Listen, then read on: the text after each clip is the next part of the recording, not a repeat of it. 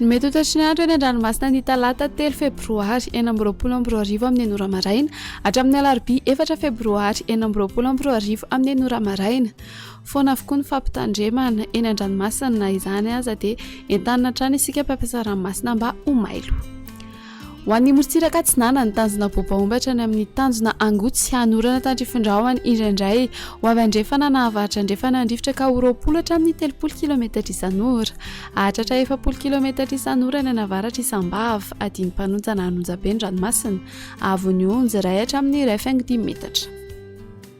Tanjona Angotsy hatrany Mahanoro hanorana tandrifindrahona indrindra ny alina ho avy atsimona atsimo Atsinana andrifotra ka ho 10 hatramin'ny 20 km isan'ora. Anonjabe ny ranomasina avy onjy 1.5 hatramin'ny 2 metatra. Mahanoro hatrany Taolagnaro Andrahoana Mahalana ho avy atsimona atsimo Atsinana andrifotra ka ho 10 hatramin'ny 30 km isan'ora. Anonjabe ny ranomasina avy onjy andidina ny 2 metatra.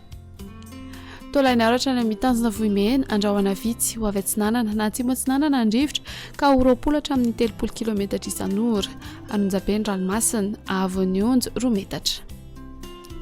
Ho an'ny morontsiraka andrefana tanjona Vohimena hatrany amin'ny tanjona Ankabo ho maina amin'ny ankapobeny ho avy atsimona atsimo Atsinanana andrifotra ka ho 20 hatramin'ny 30 km isan'ora. Anonjabe ny ranomasina avy onjy 1.5 hatramin'ny 2 metatra. Tanjona Ankabo hatrany amin'ny tanjona Vilanandro Andrahoana Mitsitokotoko ho avy andrefana na avaratra andrefana andrifotra ka ho 10 hatramin'ny 20 km isan'ora.